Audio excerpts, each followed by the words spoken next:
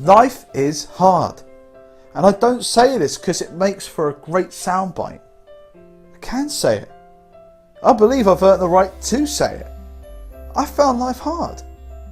I've failed in business twice. I've been through multiple roles and jobs. I've faced depression. I've spent the past 2 years fighting for my place in my children's world. I take the role of fatherhood as the greatest single honour my life will ever receive. Life is hard. I'm still here.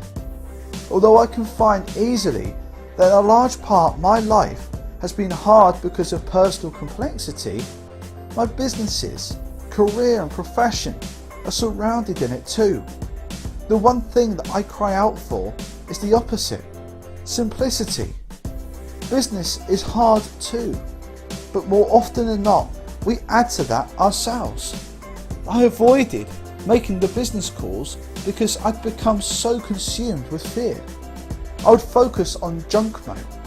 I'd search Google for anything or any other way. Whatever it was, I promise you, I'd find it to stop myself from facing my own fear. If I simplify the problem though, I actually needed to pick up the phone and talk to another human being. That's it. That's all it was. How much had I overcomplicated my own problem? It wasn't even as though it was a real problem.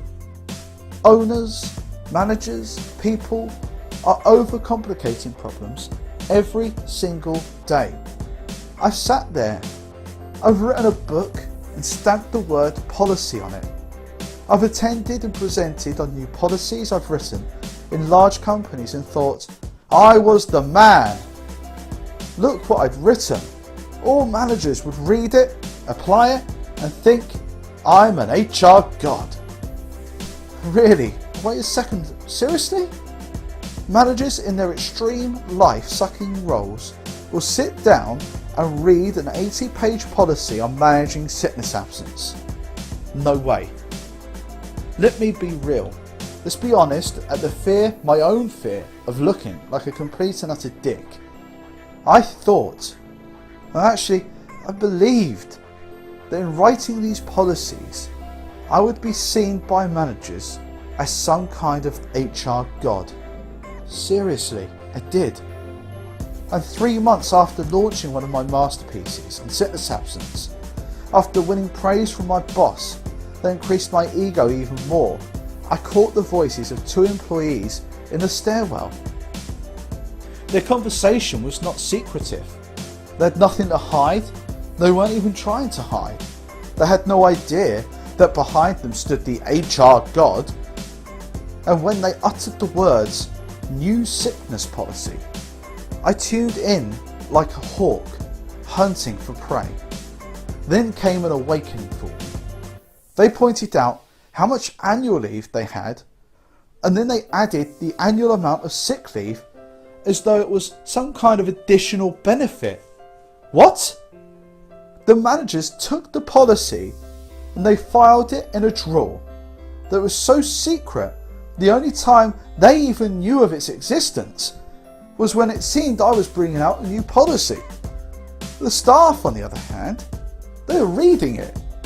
They were not on my presentations, but unbeknown to me, I'd written the Bible on how to pull a sickie. That's actually what they called it. So let's just think for a minute. Does anyone actually follow sport? Mine is rugby. I love Harlequins, play at the Stoop, Twickenham, and I love watching England internationals. How many managers and sports teams refer to an 80-page document on how to ensure players come to training? A policy on how to pass a ball the right way or kick for a goal? None. Is the sport simple?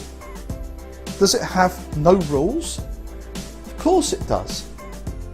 In recent internationals, Italy caught England out because they read the rulebook and found a loophole. They didn't win the game, but they leveraged it slightly. So whether it's your personal life or your relationships, career or business, there will always be rules to navigate, people you need to deal with, and problems you can't avoid, processes and meetings scheduled but fail to provide any value.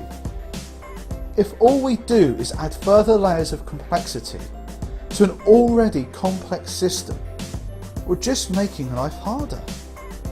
Simplifying the problem.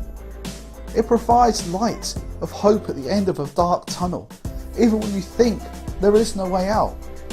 It's for this reason that I personally believe Steve Jobs said, "Simplicity can move mountains."